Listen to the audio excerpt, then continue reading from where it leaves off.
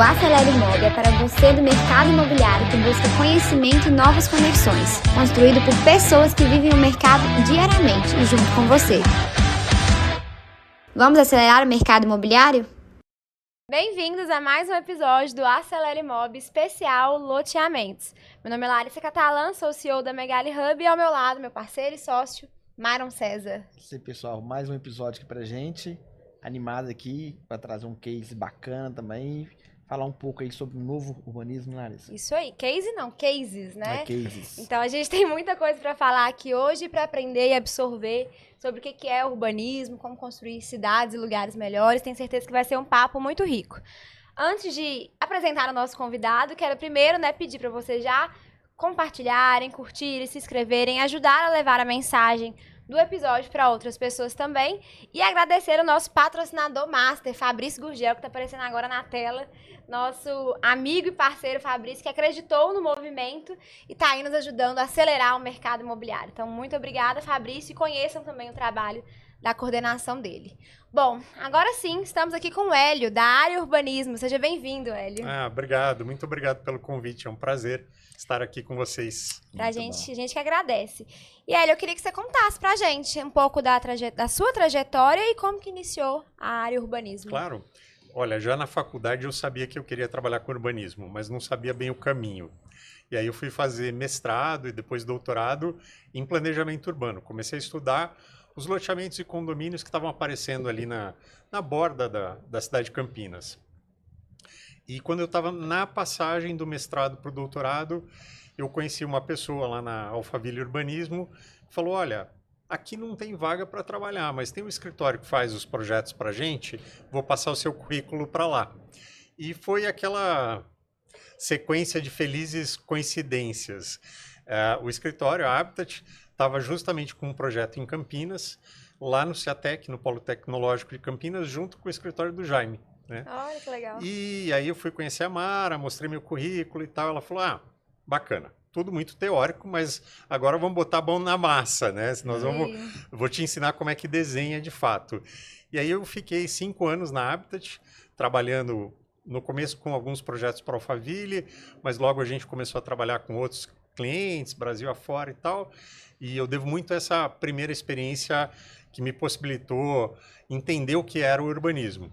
E depois eu fiquei mais 5 anos, montei uma outra sociedade com 2 arquitetos, e em 2015, na verdade, eu montei a área urbanismo, né? Sempre com um propósito muito claro, que estava já na minha cabeça, de impactar positivamente a vida das pessoas.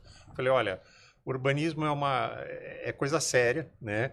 A gente tem um impacto no território muito grande, né? São projetos, eu sempre brinco, as obras são feitas de trator, né? Sim. Não é pazinha de pedreiro. A gente está realmente impactando o território. Então tem que fazer com responsabilidade. Então vamos montar um escritório para trabalhar com projetos especiais para aqueles clientes que querem subir um pouquinho a régua, né? Estou com um desafio aqui, quero fazer um bairro melhor, seja um loteamento, seja um condomínio, um bairro planejado. Em geral, as pessoas chamam a gente quando elas querem criar esses lugares especiais. Né? Eu tenho muito as minhas memórias de infância, dos locais que eu gostava de frequentar, né? Acho que todo mundo tem isso, que você ia com os pais, com os avós, e acho que isso me marcou muito, e o que a gente procura fazer é recriar esses espaços, né? Espaços que marcam a vida, a identidade das pessoas, que facilitam que elas criem novas conexões, novas amizades. Essa é a linha de trabalho da área urbanismo. Legal demais. E só uma curiosidade que não está aqui no script, mas eu quero perguntar, como que é o processo criativo de vocês, assim, para quando pensa em lugares, né? Porque a gente é do marketing, eu estava aqui, sempre penso nessa parte da criatividade. E aí você falou da infância, como que é esse processo quando chega ali que ali por enquanto é só terra, né? Olha, começa criando um kit de ferramentas, que a gente fala. Então precisa viajar muito, precisa conhecer muito de produto, né? Saber o que está acontecendo no Brasil e no mundo para a gente criar repertório. Isso começa na infância, né? Então a gente precisa ter bastante repertório para, a partir dessas ferramentas, conseguir pegar um terreno, identificar qual que é a vocação, a gente precisa ter um dedinho ali de entender um pouco o mercado, né? O que cabe naquele terreno, o que a topografia, o que os elementos naturais também permitem que a gente faça e quais são as demandas da sociedade, né? Também tem que estar com o dedo no pulso da sociedade para saber o que as pessoas estão demandando naquele momento, porque essas demandas mudam, né? E muda, inclusive, de região também, né? Às vezes uma região tem uma Total. demanda e aí você vai para outra cidade, estado, que a demanda é totalmente diferente, né? E eu sempre falo para os clientes que o maior privilégio que a gente tem no escritório é trabalhar no Brasil inteiro. Porque você acaba pegando referências de uma região e levando para outra. Porque tem um pouco isso também, né? Criar algumas demandas que não existem ainda. Verdade. Né? Então, por exemplo, a gente aprendeu lá no Rio Grande do Sul a trabalhar com condomínios de lagos, né? Os famosos lotes molhados. Você está no quintal da sua casa ali vendo aquela lâmina d'água, é um produto incrível. Só tinha no Rio Grande do Sul. A gente fez um agora em Barreiras, levou para o interior da Bahia um condomínio de lagos com o que a gente aprendeu dessa tecnologia, vamos dizer assim, de desenho lá no Rio Grande do Sul. Então, eu fico muito feliz que a gente possa aprender muito circulando o país e a gente possa ajudar os clientes fazendo um pouco disso que vocês se propuseram, né? Fazer essa troca de conhecimentos para poder acelerar a curva de aprendizado dos clientes. Isso aí. Ai, adorei. Muita gente falando sobre o novo urbanismo, mas o que de fato caracteriza esse movimento? Olha, o novo urbanismo, se você for pensar no novo urbanismo, termo clássico, ele surgiu nos Estados Unidos, que é um país onde as periferias cresceram enormemente, né? Tem o famoso subúrbio americano baseado no carro, né? E é um movimento de resgatar as características, as qualidades boas do urbanismo tradicional. Então, nada mais é do que o velho e bom urbanismo. Né? Aqui no Brasil, a gente teve muita influência do automóvel, as cidades ainda, quando você olha os planos diretores, até a maneira como os técnicos de prefeitura, né, lidam com a aprovação de projeto, os próprios projetistas, o carro está muito na cabeça de todo mundo. Né? Sim. Até você me perguntou antes de começar o programa por que é a área, né? Porque a gente faz questão de dizer, a gente trabalha com espaço, a gente não trabalha com a linha de condução do carro, a gente trabalha nos espaços que as pessoas vivem, utilizam e tal. Então, o novo urbanismo é recuperar esses espaços que têm qualidades boas para as pessoas, né? O Yangel ficou famoso falando das cidades para as pessoas, mas no fundo é tudo a mesma coisa. Né? A gente vai viajar Brasil afora, às vezes as áreas que têm melhor urbanismo são os centros urbanos ou os centros históricos das nossas cidades. Né? Então, a gente sabia projetar muito bem. Em algum momento, isso foi se perdendo. E o novo urbanismo nada mais é do que recuperar esse conhecimento que se perdeu à medida que as cidades cresceram muito rapidamente e baseadas no carro. Né? Mas é um trabalho hercúleo, porque os carros não vão sair das nossas cidades. Né? Não é que nós vamos eliminar os carros completamente. A gente só precisa colocá-los no devido lugar. Né? Então, saber projetar com mais inteligência para que as cidades não fiquem inóspitas. Né? Eu tenho advogado muito, eu viajo o Brasil inteiro. Você vai para os loteamentos padrão das periferias das nossas cidades, tem muito asfalto, tem pouca calçada para as pessoas circularem e as casas são todas fechadas para dentro. Os muros são altos, né? E as pessoas se fecham nas suas casas. Não é um espaço agradável nem para uma criança brincar. Né? Eu cresci brincando na rua. Sim. Né? Então, poder recuperar essa qualidade que as nossas ruas tinham, das crianças poderem brincar, as pessoas colocavam as cadeiras, né, na frente de casa, no final do dia, os vizinhos se frequentavam.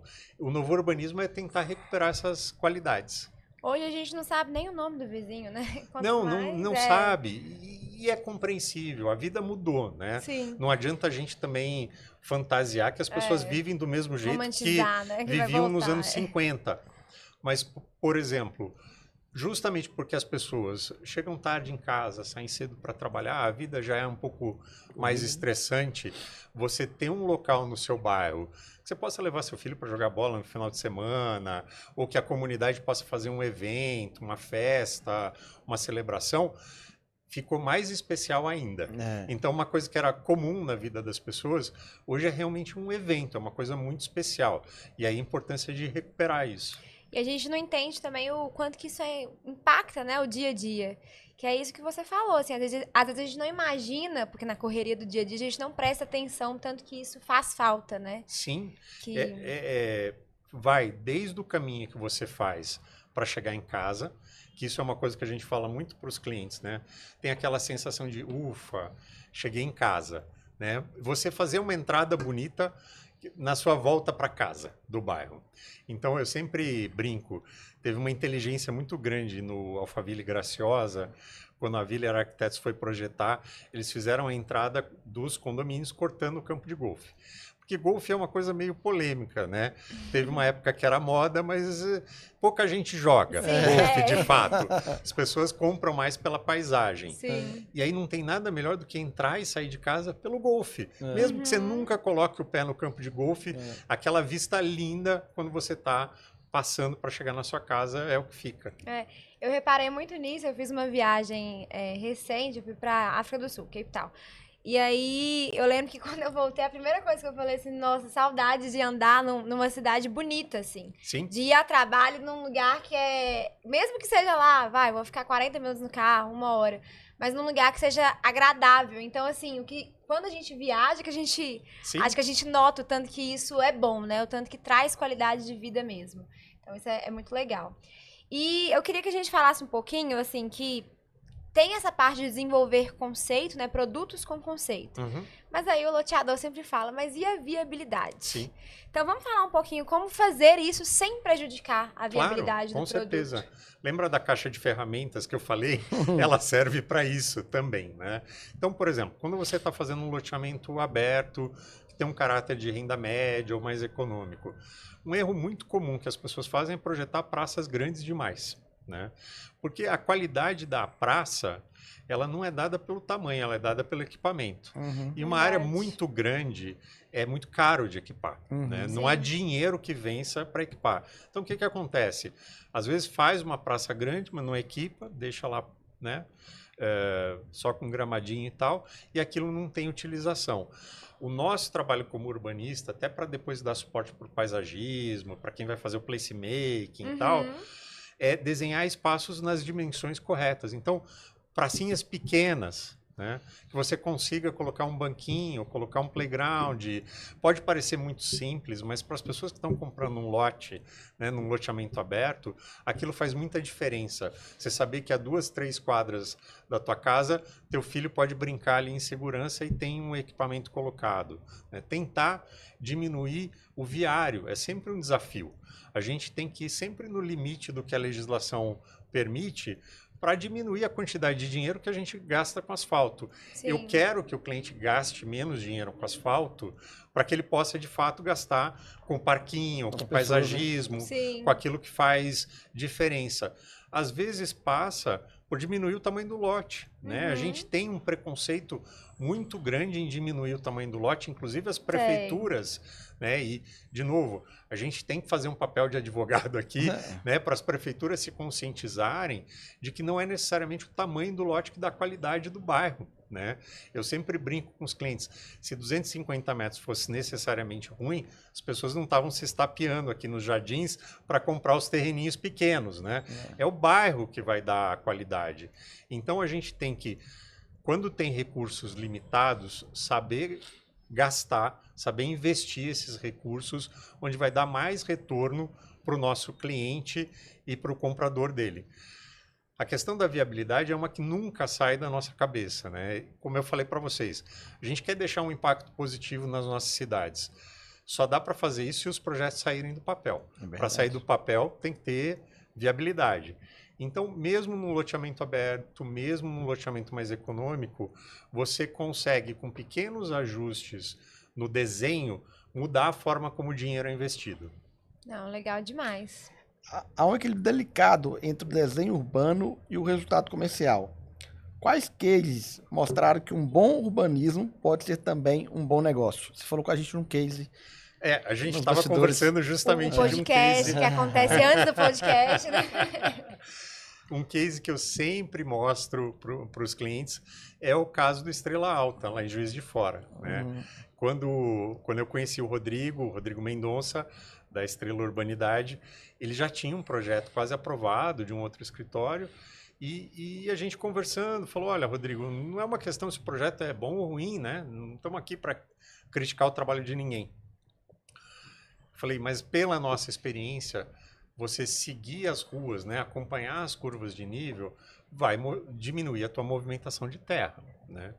E a outra coisa que a gente propôs para ele, falou, olha, você está com um lote mínimo de 360. Quando a gente curvar as ruas, esse lote mínimo de 360 vai para 400 e pouco e tal, pode ser que fique um ticket um pouco alto, né? Vamos diminuir para um lote mínimo de 300, e aí vai ficar uma média de 330 e tal, vai dar um ticket um pouco menor, você vai conseguir pegar mais valor por metro quadrado, mas ter um ticket mais baixo dos terrenos, né? E dito e feito, né? A gente economizou, na época, deu uns 4 milhões de reais na movimentação de terra, né? E o Rodrigo vendeu no final de semana um produto que ele tem um desenho muito marcante, né? E tem isso também. Apesar da gente ser contra você fazer os desenhos só olhando de cima, você tem que olhar do ponto de vista das pessoas. As pessoas gostam de um desenho que tenha uma forma marcante, porque para elas aquilo é sinônimo de planejado. Né? Igual Então, Brasília, né? Exatamente. Tem um pouco dessa síndrome de Brasília, né? Quando a gente fazia os alfavilhos, o desenho curvo, né? Essa coisa mais orgânica, o pessoal sempre associou com alto padrão e tal. E lá em Juiz de Fora ficou muito orgânico, ficou bem curvo o Estrela. E foi o primeiro, né? Quando você tem essa parceria com o cliente, que ele sabe que você não está ali só para fazer um desenho bacana, você está para ajudar, de fato, ele a desenvolver, né, o produto, é uma parceria que aí você conquistou o cliente e é para sempre. Não, e olha que legal, né? Um projeto em Juiz de Fora, que é um grande polo, mas não é enorme, né? E com todas as suas dificuldades, ainda assim, foi um sucesso, né? Eu vou fazer uma pergunta que está fora do roteiro aqui, que acho muito interessante. Esses espaços são construídos, né, para poder as pessoas viverem. Eu vejo muito que os loteadores, até na hora de fazer as obras, eles focam muito no asfalto. Tipo assim, chegar no asfalto. E eu já falei isso, tipo assim, cara, se você está vendendo um conceito, primeiro construa o que vai realmente as pessoas vão viver aquele conceito. Qual dica você daria nessa questão, na hora que começa as obras e as vendas, o que poderia fazer para poder o conceito estar mais claro para as pessoas? As pessoas, elas gostam de saber que a vida delas está planejada, sabe? Não importa se você está trabalhando com o altíssimo padrão ou com o super econômico. As pessoas, no fundo, e eu tenho batido muito nessa tecla para os clientes, elas não estão comprando só um pedaço de terra ou um pedaço de terra com infraestrutura. Elas estão comprando uma vida nova ali, naquele bairro, naquele projeto. Tudo que você puder fazer para sinalizar isso, e podem ser coisas muito simples, muito singelas, né? Se você faz um desenho, que você tem uma contação de história, que você fala, olha, aqui eu vou ter um parque urbano. Não importa que vai levar 10 anos para você ir implementando. Olha, aqui eu tenho uma área já destinada para um comércio. Aqui vai estar o ponto de ônibus, sabe? Quando a gente trabalha com super econômico, por exemplo, é uma coisa que as mães dão muita atenção a isso. Ah, não, eu tenho o meu apartamento, a minha casa aqui, mas eu tenho um centrinho onde eu vou poder pegar o ônibus, eu vou deixar a criança na escola, na volta eu vou fazer compra, vou levar para casa. Olha, é simples, em termos de área, aquele centrinho comercial é um tiquinho, é um nada, né? A pracinha que o filho vai brincar é um nada, é um tiquinho, mas é aquilo que fica na cabeça do comprador, né? Então, tudo que você puder fazer para ter essa contação de história, eu acho que isso que é importante. A gente estava falando que o conceito de bairro planejado está um pouco distorcido, ele ficou amplo demais, né? Mas eu acho que tudo que puder ser feito para melhorar a qualidade de vida das pessoas, ainda que seja simplesmente, você vai reverter isso no marketing, né? Mas se você estiver de fato entregando, e eu tenho batido muito nessa tecla com os clientes, todo esse planejamento, ele é muito gratificante, porque o mercado imobiliário em geral, ele é muito movido a desejo de status. Vocês sabem bem né, do que a gente está falando, principalmente no vertical. Né? Sim. Você sempre está tentando vender um status ou vender um sonho ali. Eu sempre brinco, a varanda gourmet. Eu estava lá em Goiânia ontem, a sala tem X metros quadrados para dar uma festa para 50 pessoas. Quantas vezes na sua vida você vai encher aquela varanda gourmet ou você vai dar a festa de fato para 50 pessoas? Então, às vezes, você vende o desejo, mas não tem a entrega. Não é que você não entregou o produto, é que a pessoa não usa. Né? São 50 itens de lazer que ficam ali ociosos. No bairro planejado, você entrega e as pessoas usam tudo o que você prometeu na venda. É muito gratificante. Então, se você vai para um projeto como o Parque Una em Pelotas, agora a gente está vendo, já tem o Parque das Águas em Barreiras, o Flores de Sal em Tijucas. Às vezes as pessoas nem construíram a casa, elas já estão usando. Elas vão levar os filhos para brincar no parque, tem a feirinha de orgânico, tem a feirinha da Páscoa, tem corrida. No Parque Una, de fato, as pessoas usam o parque e até uma coisa que a gente tem advogado muito com os clientes. Diminui a quantidade de itens de lazer dentro do prédio, porque o lazer está na cidade. Você vai correr no parque, você leva seus filhos para brincar no playground do parque, você faz piquenique no parque, tem show no parque, tem restaurante, tem café no parque. Isso faz com que você possa ter incorporações mais enxutas, né? Porque você está levando as qualidades para o que é urbano. E isso pode ser facilmente transportado para loteamento. A gente teve uma experiência há uns anos atrás de trabalhar no Peru, e eu sempre conto muito dessa experiência. Lá tem lote de 60 metros quadrados. Nossa! Que pra gente é uma coisa absurda, né? Incômodo. Incômodo. Você fala, meu Deus. Mas o que acontece? Esses bairros são entregues com pracinhas urbanizadas, com irrigação, com asfalto e calçada de primeira qualidade, com fiação subterrânea. Então, o bairro é o grande atrativo. A casa, depois as pessoas ali vão, empilham, elas se resolvem. E a primeira lição que a gente tem na faculdade de arquitetura é que a arquitetura ela muda de tempos em tempos. O urbanismo não, o urbanismo é o que fica. Então, se você consegue fazer um bairro que tem essas qualidades, que tem a pracinha, que tem a escola, que tem um local para o centro comercial, não importa que isso vai levar 10, 15 anos para se consolidar, mas o espaço está ali. Isso que é importante. As pessoas sentem esse cuidado e aí a vida vai tomando o lugar dela. E nos cases de sucesso que você vem acompanhando, a implantação disso, a forma de organizar isso, para poder realmente entender que ali vai ser uma área comercial focada para serviços, a outra área vai ser uma área comercial focada para gastronomia.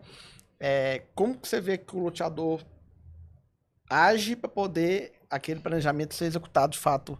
A gente tenta desmistificar na cabeça dos clientes que o master plan é algo que tem que ser gravado em pedra, né?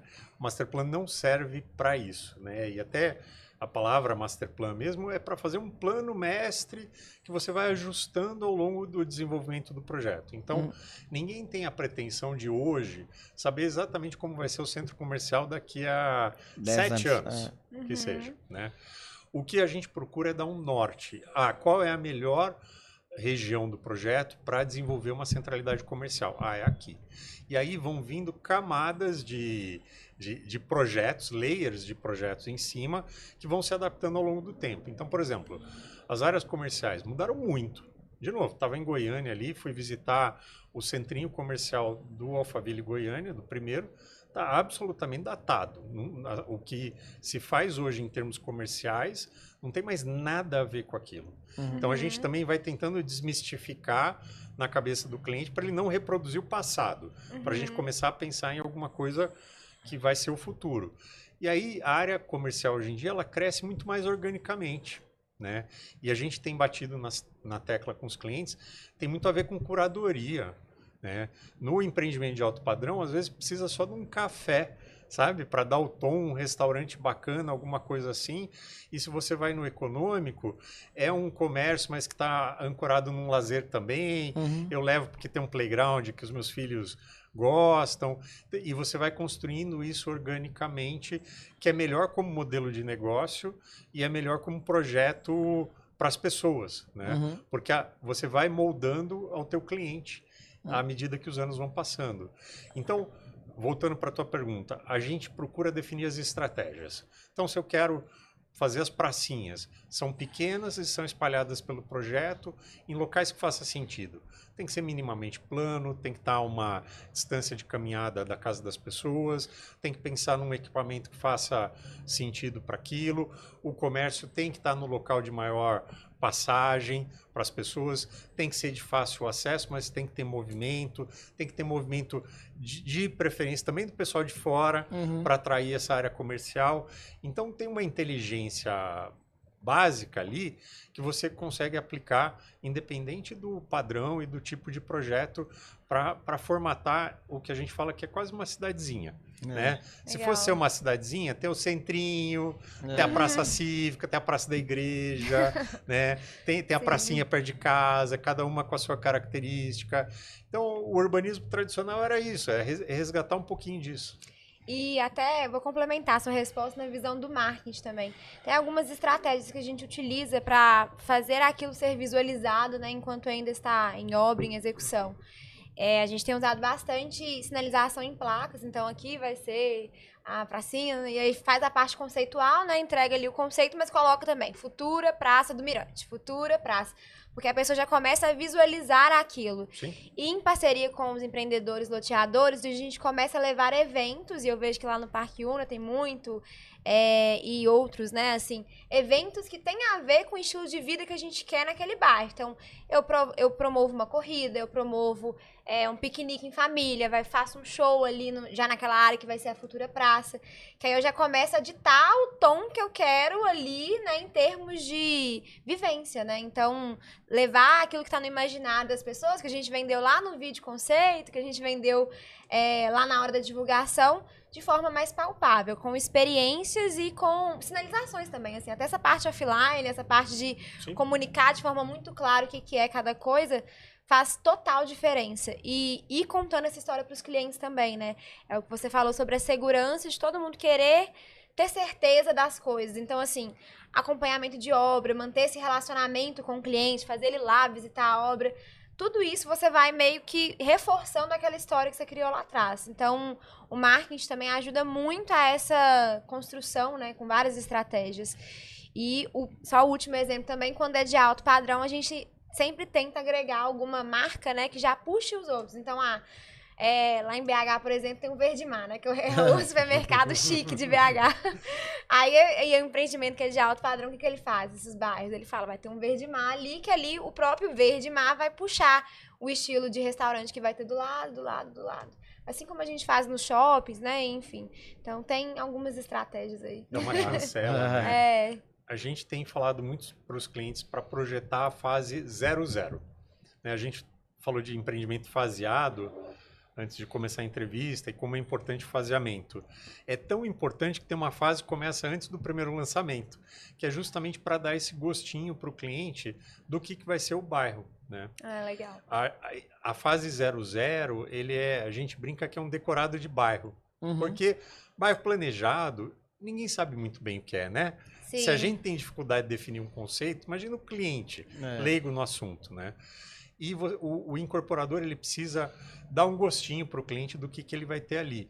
A gente fez um projeto em Nova Santa Rita, ali próximo de Porto Alegre, que o cliente topou executar, ele fez 50 metros da Rua Calmada, né, do bairro, pro lançamento. E fez o stand de venda, e colocou ali quadras de beach tênis, pôs pula-pula para as crianças, e fez a rua, fez o passeio. A repercussão foi muito bacana. Eu aposto muito nisso. De criar ali um primeiro... Porque a pessoa modelo, entende, né? A pessoa passa a entender o que é que está sendo oferecido e também a confiar na sua capacidade de entregar. Porque já há muitos anos eu falava com o pessoal de pesquisa de mercado, precisamos pesquisar bairro planejado e tal. E a gente foi vendo a dificuldade que é fazer a pesquisa, porque o consumidor não sabe o que é. Se você vender um loteamento aberto, ele sabe o que é. Se você vender um condomínio, um loteamento fechado, ele também sabe o que é. O bairro planejado, ele não entende. Né? Então, ele precisa, de fato, ver para conseguir dar valor para aquilo. Legal demais.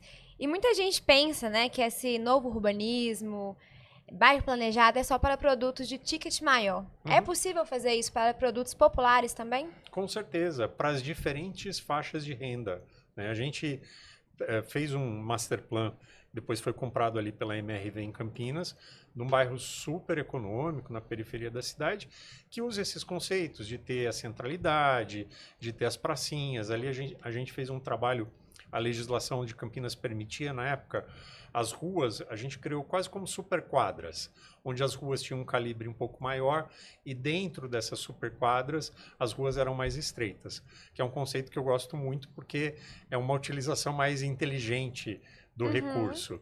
E é um projeto super econômico, a MRV comprou, depois está lá implantando e super bem sucedido. Para as rendas médias, né, a gente tem, você pode pegar o Flores de Sal lá em Tijucas, que conseguiu, assim, uma coisa espetacular. Eu estava até conversando com a Luciana essa semana, porque não é uma área óbvia, né? É uma área um pouco mais afastada do centro ali de Tijucas, mas tem tanta qualidade que as pessoas estão indo para lá morar, né? Que legal. Então, é um pouco do efeito do que a Rossi conseguiu com o Vila Flora, né? De levar o pessoal de Campinas para morar em Sumaré, que não é necessariamente desejo para a população de Campinas, mas porque o projeto tem tanta qualidade que se topou fazer esse deslocamento. Então, eu acho que a legislação hoje engessa bastante e eu cada vez mais estou me propondo advogar para que a gente mude parte da nossa legislação para poder justamente gastar o dinheiro com mais inteligência, mas ainda com as leis que a gente tem, dá para fazer coisas bem legais. Bacana demais. O que é mais urgente para construirmos cidades melhores? Continuar adensando áreas já ocupadas ou expandir para criar novas centralidades? Eu acho que não é Qual a sua um ou aposta? outro, né? As cidades são muito diversas e depende do município que você está falando. São Paulo precisa ser adensado, né? Se pegar a cidade de São Paulo, ainda precisa ser mais adensada do que ela é. Eu acho que, via de regra, as nossas cidades precisam ser mais adensadas, mas esse adensamento passa também por criar subcentralidades.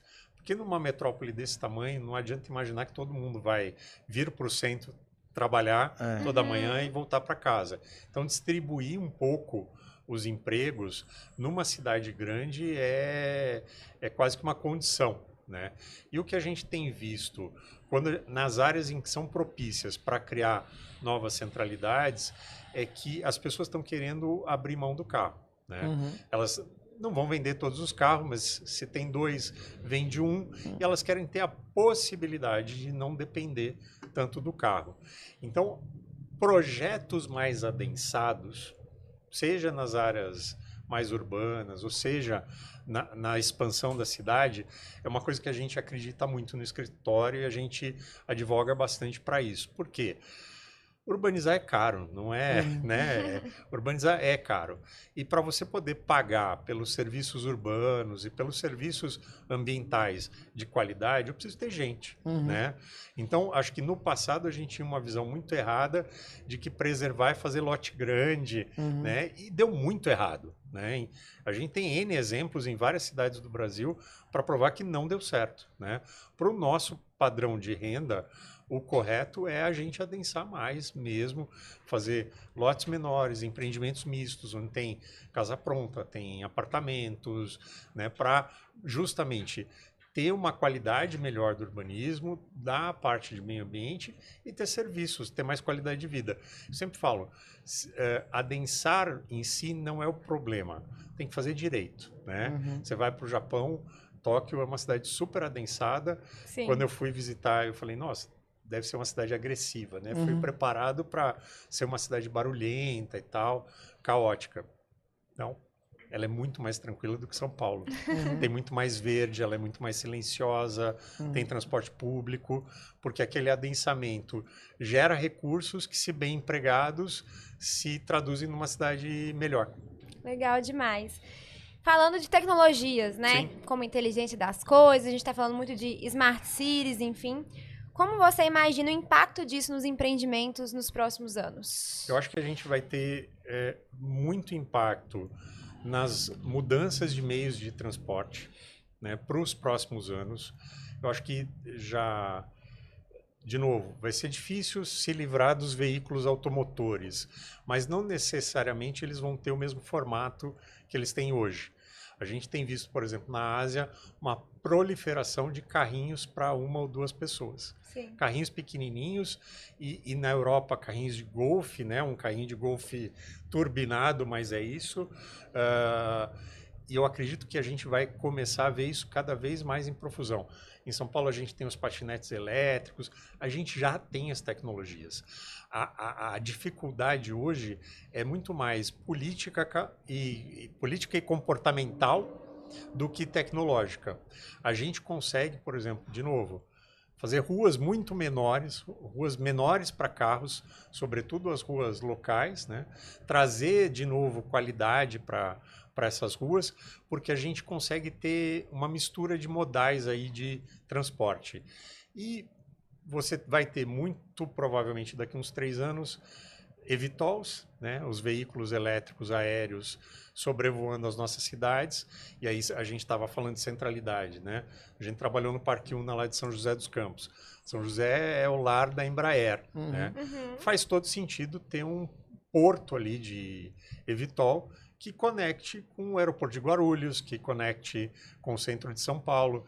Então, pode ser que a gente acelere esses movimentos que a gente já vê de concentração e dispersão, porque as duas coisas não são incompatíveis. Então, eu posso continuar dispersando ao longo do território, mas em empreendimentos concentrados com densidade. Porque eu tenho uma rede de transportes aéreos autônomos, de entrega autônoma, você está num bairro que seus filhos podem andar de patinete, você não precisa de um carro grande, o carro grande é só para quando for viajar. Agora, a gente precisa adaptar as nossas leis para essa nova realidade. Legal demais, legal demais. Você acredita que eu ia fazer essa pergunta? Se vocês já estão se preparando para isso, né? Que eu vejo alguns lugares já, por exemplo, na entrega, né? Já está usando o drone, né? Para poder fazer entregas. Sim. E os clientes têm isso muito na cabeça já. Eu estava ontem conversando com um cliente que tem feito muitos condomínios e ele já está prevendo as áreas para entrega com drone, né? Para que chegue até os condomínios. Então, a iniciativa privada ela é muito rápida para adotar essas tecnologias. Né? A gente precisa conscientizar o poder público para que ele também comece a pensar, porque a gente vai ter ganhos de eficiência nas cidades muito grandes. Que legal, que legal. Animada aí, né? O governo só tem que facilitar agora, né? E falando em sustentabilidade, que é uma pauta sempre muito relevante, né? Mas muitas vezes a gente vê que fica no discurso. Como, de fato, vocês têm colocado nos projetos de vocês a sustentabilidade na prática? Sim. Os clientes têm muito uma preocupação de se vai ficar mais caro, né, fazer sustentável. E aí a gente sempre dá o exemplo da drenagem. Quando é possível, quando o terreno permite trabalhar com soluções baseadas na natureza, é mais barato do que fazer a drenagem convencional que a gente está acostumado. Então, esse é um exemplo de como a gente pode inserir sustentabilidade nos projetos. Em Uberlândia, a gente fez o reflorestamento de algumas áreas do parque com florestas de bolso, um projeto do Ricardo Cardim. Impressionante. Em 2 anos, as árvores estão formadas, as copas estão abrindo. E é simplesmente vamos dizer, um saber de como fazer o plantio, de como adubar, né? Para que aquilo cresça rápido. E quantos projetos a gente não vê Brasil afora que as árvores não crescem, né? Sim, e gera uma frustração. Gera uma frustração expectativa no comprador. Versus realidade, né? O fogo. A imagem renderizada era toda tudo verde. Agora, uma coisa que é importante dizer também. A legislação ambiental no Brasil ela é extremamente sofisticada, ela é muito boa, né? Gera uma série de burocracias para aprovar, todo mundo sabe disso, mas a lei, o texto da lei é muito bom, ele é muito... a gente foi visitar um empreendimento uma vez nos Estados Unidos e os arquitetos estavam se vangloriando de não ter tubulado um tal VEG, né, de drenagem. A gente não faz isso, né? A gente tem uma legislação que protege a drenagem, ainda que intermitente, eu vou revegetar, a gente tem a reserva legal urbana, a nossa legislação ambiental não nos faz passar vergonha em relação a nenhum país desenvolvido, né? Então, eu acho que a sustentabilidade ela já vem muito no DNA dos projetos. Tanto que quando a gente vai fazer uma certificação, né, não é difícil certificar. Porque a legislação brasileira já tem muito isso no DNA dela. A gente falou de muita coisa complicada, mas essa é uma coisa boa da legislação brasileira. A dificuldade que a gente sente, às vezes, é o contrário, né? Eu quero fazer uma praça para as pessoas, não para os bichinhos. Os bichinhos têm o lugar deles, né? Mas eu preciso reservar também espaços com qualidades urbanas para as pessoas e tal. E a legislação ela tem que prever isso e a gente tem que trabalhar dessa forma nos projetos. Mas eu acho que a gente não deve nada em termos de sustentabilidade. Acho que em relação às tecnologias, para deixar as cidades mais inteligentes, o brasileiro adora tecnologia, a gente anda com o celular no bolso, é muito fácil implementar, a gente já tem cases legais e eu acho que isso está vindo muito da iniciativa privada nesses novos bairros. Legal demais. Estamos se aproximando do fim, infelizmente. O papo foi tão bom que passou rápido, né? Passou demais. E eu tava tomando energético, pensando assim, meu Deus, vou gravar episódio, vai ser cansativo. Foi ótimo, foi ótimo. Tô até motivada e animada pra ver tudo isso funcionando, né? E aí até uma pergunta final, assim. Como garantir, né? Porque igual a gente falou lá no início, né? Que o bairro, ele às vezes a gente tá na imaginação ainda. Mas como garantir que esse projeto, que é tão feito, com tantos detalhes, na prática ali, né, quando daqui 10, 15 anos, ele se torne de fato aquilo que a gente imaginou? Uma coisa que a gente...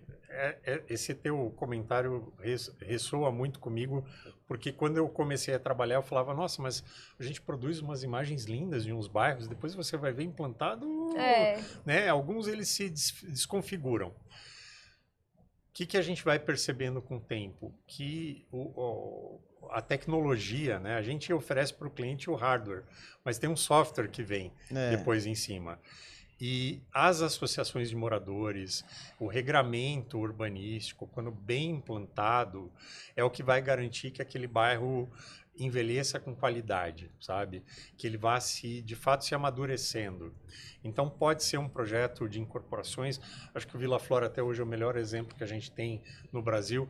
A Rossi fez um trabalho maravilhoso de implementar a cultura do bairro na associação de moradores. A gente faz muito isso em condomínio, né? Os condomínios têm muito isso no DNA. Eu sempre brinco, pode tirar o muro dos condomínios, eles vão continuar funcionando. Né? O que dá sustentação de valor para o condomínio é a associação de moradores. E a gente tem clientes que fizeram e vem fazendo isso muito em loteamento aberto. Né? A associação de moradores não é para coletar taxa, é para ajudar os moradores a se organizarem. Então, a gente já teve projeto de bairro aberto, com associação de moradores e taxa zero. Por quê? Aqueles moradores vão se organizar para reivindicar do poder público os serviços que o poder público deve prestar. Né? Então, quando você cria uma associação de moradores forte, com estatuto forte, você incute esses valores que foram, né, que a gente pensou com tanto carinho na hora de projetar e que depois você precisa comunicar na hora de vender e tem que comunicar de novo na hora de implementar. Né? Tem que continuar esse processo de comunicação até que isso esteja absorvido na sociedade como um todo. Né?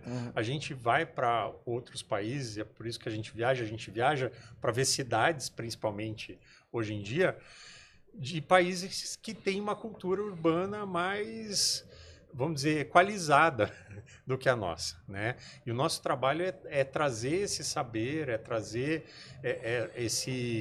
essa relação mais humana com as cidades, até que isso seja algo natural para todo mundo. Né? Legal demais. Isso aí.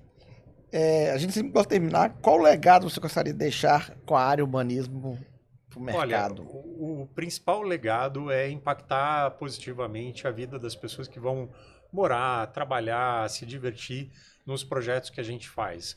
Eu acho que o maior reconhecimento que a gente pode ter no escritório, os prêmios são ótimos, é uma delícia, todo mundo elogia e tal, mas o que a gente gosta mesmo é de ir nos projetos e ver as pessoas utilizando os espaços. Se aquilo está impactando positivamente a vida daquelas crianças, elas vão crescer no espaço urbano com mais qualidade, vão ter momentos melhores com os amigos, com os pais e tal. Esse, para mim, é minha maior felicidade. Ah, que legal. E, bom, fechamos com chave de ouro, né? A gente sempre pede também um conselho final para os loteadores que estão nos escutando. Eu acho que para os loteadores que estão escutando a gente, o principal conselho é olhar muito o que está acontecendo no mercado, procurar não só ver o que outros loteadores estão fazendo justamente para acelerar essa curva de aprendizado, mas também tentar entrar em contato com as necessidades do cliente, né? do público que ele vai atender.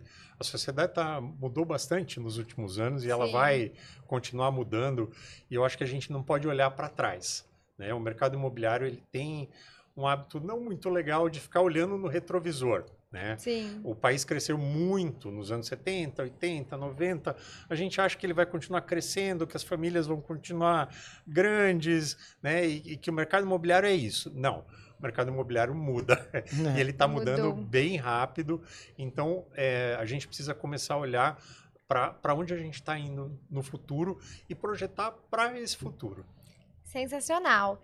E agora eu quero ouvir de você, Myron. O que ficou para você desse episódio, desse bate-papo tão leve? Bom, ficou muito visível para a gente a importância de você construir áreas para as pessoas, né? Acho que até a própria legislação obrigando ter as áreas verdes, né, as reservas legais, a gente fica às vezes querendo aproveitar demais o terreno, mas isso está trazendo projetos melhores, porque a gente também viu que bairros sem nenhuma árvore, vegetação, ficou muito ruim, né? Ficou sem vida, né? Ficou só muro e asfalto, literalmente, né?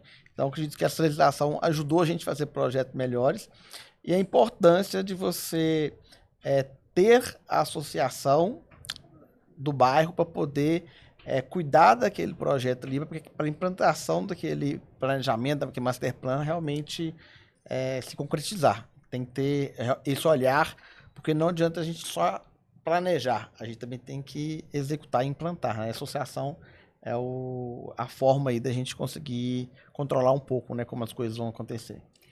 Eu gostei muito do episódio, obrigada, viu? Imagina, obrigado. Foi muito legal, Hélio. E pra mim o que ficou assim também de tudo que a gente falou é também esse cuidado que dá pra fazer também em projetos menores e projetos desafiadores, igual você contou do Estrela Alta. Porque muita gente acha assim, não, mas aí falar do Parque Uno é fácil, porque já tinha uma área ali, era uma área muito boa, mas não, assim, obviamente tem seus desafios esses cases, a gente vem falando muito disso na temporada, né, Mayra? Mas que dá para fazer coisas boas, inclusive em projetos menores, projetos desafiadores, assim, seja por N motivos, né, igual falou aqui do Estrela Alta, e que vale a pena, porque é isso, né, no final do dia o legado que a gente deixa não são os prêmios obviamente é muito legal a gente receber e tudo mais, mas é a cidade, né, é a vida acontecendo. São nossos filhos, netos e gerações que a gente nem conhece que ainda vão viver daquilo ali, né? Então, pra mim ficou bem nítido isso, de realmente deixar um legado e que não precisa também ser enorme, ser uma loteadora enorme pra fazer isso bem feito. Obrigada, viu, Hélio? Obrigado a vocês. Eu espero que tenha inspirado vocês também. Conte aqui qual foi sua parte favorita do episódio e nos vemos, né, no próximo episódio. Tchau, gente.